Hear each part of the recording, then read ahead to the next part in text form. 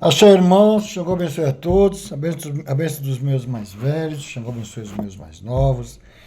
Irmãos, vamos falar um pouco de um tabu chamado Iami. Iami que nada mais é do que minha mãe, né?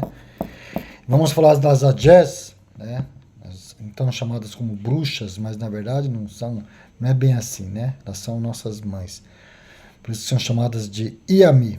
Alguns acreditam que são 7, outros acreditam que são 3, outros acreditam que são, entre essas três, a Iafunfum, Iapupá e Adundum, né? São essas cores que representam essas três Iás. Criou-se um tabu aqui no Brasil, onde dizem que homem não pode participar do culto a Iami, assim como mulheres não podem participar do culto do culto Egungun. Irmãos, vamos lá. Pode sim. Por que pode? Que mesmo sendo um culto restrito às mulheres, mas nós homens também somos descendentes das mulheres. Assim como as mulheres também são descendentes dos homens. Ou seja, a mulher depende do homem, né, para ser gerado no útero feminino, e o homem depende da mulher para ser gerado no útero feminino. Ou seja, a mulher depende do homem, nós também, e tanto o homem como a mulher depende também da mulher para ser gerado. Então, por que tem tabu? Existem algumas ritualísticas que são feitas no culto de Ami, onde o homem não adentra, ele não participa. Algumas ritualísticas, do restante não tem problema. Assim como mulheres também. Existem algumas ritualísticas que só os Odés que participam, mulher não. Mas fora essas ritualísticas, mulheres podem participar, podem cantar, podem dançar, sem problema algum. Essa questão de dizer que homem não pode, mulher não pode, foi criado no Brasil. Mas você está querendo se africanizar? Não é africanizar. O que nós acreditamos e cultuamos veio de África. Houve algumas alterações aqui no Brasil devido à situação, devido ao momento que não se tinha acesso a muitas coisas, não se conseguia muitas coisas, então sofreram algumas adaptações. Mas é isso continua. Para quem estuda, para quem sabe, para quem conhece os titãs de Amis, né, sabe que quando foi criado o Aie, o Lodumare criou o Aie, não tinha equilíbrio, ou seja, ou era só dia ou era só noite, então, ou seja, só tinha o dia. Então a noite, né, a escuridão, ela depende da falta de luz. Então, Urumilá procurou o Lodumare, disse que o mundo estava assim, sem sentido, sem o porquê, e pediu que o Lodumare permitisse que as Iamis viessem ao Aie, né, para que houvesse o equilíbrio, ou seja, houvesse noite, houvesse dia, houvesse o calor, houvesse o frio, houvesse a confusão, houvesse a paz. E o Lodumare assim o fez, permitiu, né, que as Iamis viessem ao mundo, e com elas vieram os Adjoguns, né, os espíritos que promovem a confusão e a paz. Por isso que tudo tem o seu lado, como dizem, né?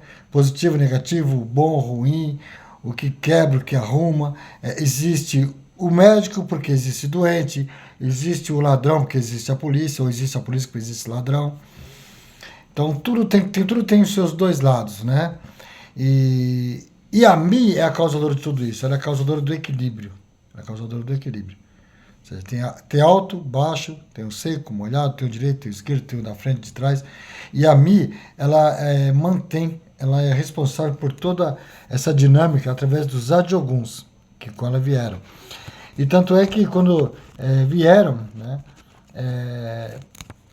as pessoas, os sacerdotes que passaram a cultuar as Yamis, foram as pessoas que hoje chamamos do culto tradicional, ou seja, os descendentes de Urumilá. Tiram os babalaôs, né? Então, foi permitido a eles cultuarem Yami. Então, quando eu digo assim, babalaô, estou dizendo me referindo a homens. Existem as Iapetebis, existem, que são as mulheres dos babalaôs, né? Então, onde o homem pode ir, ele vai. Quando surge uma ritualística que depende de pessoas que tenham, né, útero, órgãos genitais feminino, aí as Iapetebis adentram. Tá vendo? Isso é uma questão que eu vou explicar mais para frente o porquê, né? Que temos que saber diferenciar as pessoas trans, né, dentro das ritualísticas, não dentro do culto. Trans, homoafetivos, pode participar de tudo, só que tem certas ritualísticas que por tabus não pode. Mesmo se identificando com um gênero, mas dentro de uma certa ritualística, por não possuir os órgãos genitais femininos, não podem participar. É a mesma coisa o homem também, o homem trans, ou a mulher trans.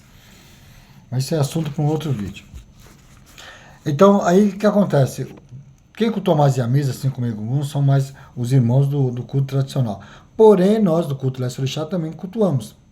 Só que dentro do candomblé se criou muito tabu, muitas coisas que não tinham fundamento, mas aí começou a se criar historinha por causa disso, por causa daquilo. E na verdade, qualquer pessoa pode cultuar Yami. Qualquer pessoa, não precisa ter uma idade terra, não precisa ser uma mulher de idade muito avançada, não precisa ser necessariamente mulher, homens podem participar também, porém com algumas restrições.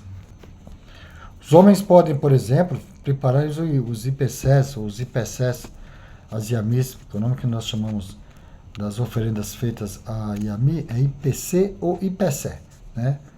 Não é Ebó, não é um Adjum, chama IPC. Os homens podem preparar os IPCs, os homens podem preparar os Ebus, né? Porque como todos sabem, sempre que vai entregar um IPC para Yami, tem que colocar o Ebu em cima, que é onde ele vai invocar os pássaros para virem comer, né? Aquele Ebu, e levar aquela oferenda às Yamis. Que se isso não for feito, elas não recebem e a oferenda não surte efeito. Então o homem pode fazer IPC, o homem pode fazer o Ebu, o homem ele pode fazer as rezas que tem que ser feito, né, para saber o local onde vai ser entregue, e para que sentido, para qual motivo foi feito aquele IPC. Se pode ser entregue, por exemplo, no bambuzal, na encruzilhada, na montanha, no jardim, na rua de terra, sem cima de alguma coisa. Tudo isso tem que ser confirmado no jogo, lógico, né? Então, o homem pode fazer tudo isso sim. Pode fazer a reza, pode preparar o IPC, pode fazer o Ebu e pode oferecer as Yamis, né? Dentro do caminho que foi destinado. Porque um IPC, as Yamis, não é feito só para mulheres, não é feito só para proteção dos órgãos, né? Procriadores das mulheres, os órgãos genitais, essas coisas. Não é só para isso, não. Os IPCs também servem para abertura de caminhos, para resolver situações que estão enroladas, que não se resolvem, né? Então os IPCs servem para isso também. Para prosperidade, para sorte na vida, para abertura de caminhos, para saúde, para soltar dinheiro que está preso. Como fazemos para os orixás, podemos fazer esses IPCs para essas causas também. Porém, tem que saber o que está fazendo, como está fazendo, que horário está fazendo, que geralmente as Yamis, né, as coisas para lá fazemos só bem tarde, bem à noite. E esses IPCs não precisam ser necessariamente só para mulheres, não. Podem ser para homens também, os IPCs. Eu mesmo já sofri ataque de Yami. Muitos anos atrás, um babalô me fez uma oferenda às Yas. Eu sou homem. Então, assim como o homem pode sofrer ataque das Yamis, mulheres também podem sofrer ataque dos Egunguns, por que não? Aí são feitas as oferendas, né? No caso aqui de Yamis são feitos IPCs e se resolve. Então, irmãos, vão surgir muitos babalorixás, muitas pessoas se dizendo entendidas, querendo debater. Não, porque esse babalorixá está errado, ele é um coço betó, está falando bobagem, besteira. Olha, se vocês acham, né, quem pensar dessa forma, que eu estou falando besteira, bobagem, vão estudar, vão pesquisar.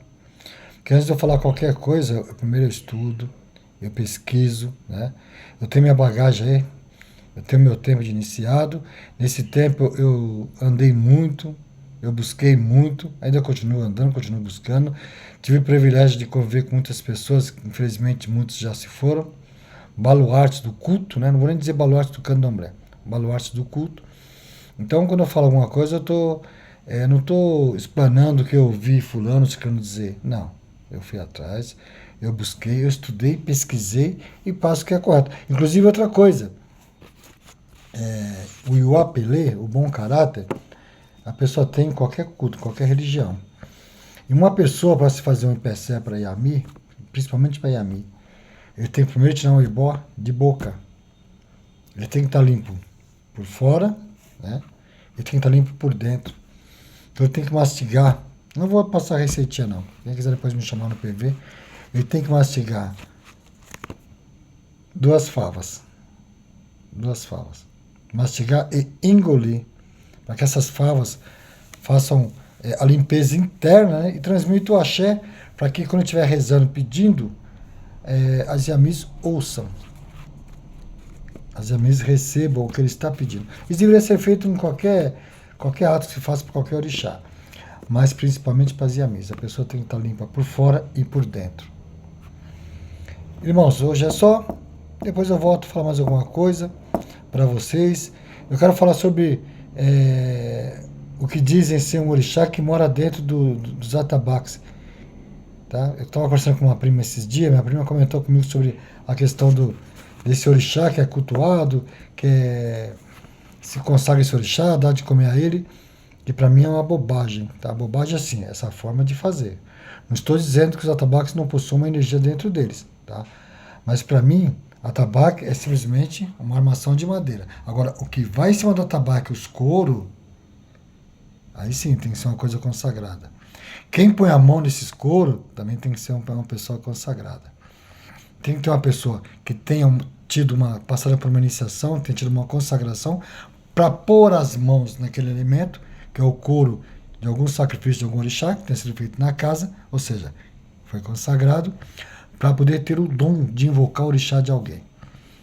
Então, essa questão de dizer que tem um orixá que mora dentro dos couros, não é bem assim, não. Você pode ter uma energia que protege os tocadores do atabaque. Quando nós damos, desde comer os couros, na verdade, nós estamos consagrando ou renovando os votos daquela consagração. Tá? Não é um orixá. Se fosse orixá, ele tinha que ter uma representação dele, enfim. Mas esse é assunto para um próximo vídeo. E a pessoa, para invocar um orixá, para subir no couro, ele tem que ter passado por ritualísticas também. Ele tem que ter sido suspenso, tá? Como se fosse um bolonã, ele tem que ter sido suspenso e tem que ter sido confirmado, ou seja, tem que ter sido iniciado para essa função. Porque a questão da pessoa só tocar o tabaco é porque você tocar, você vai cantar, né, por exemplo, para entidades, tudo mais, é uma coisa. Agora, quando você lida com orixá, aí não. A pessoa tem que ter passado por ritualísticas. Pegar no Davi é uma responsabilidade muito grande. Por isso que eu acho errado esse slogan que chega nas casas das pessoas, tá tocando e tá lhe enchendo a cara. Tá tocando e tá bebendo. Tá faltando com respeito ao seu orixá, ao orixá da casa e ao couro, onde ele está pondo na mão. Cadê seu rumbeu, Gã? Seu pai não lhe deu educação, não lhe ensinou, não? Chegou a vencer a todos, axé.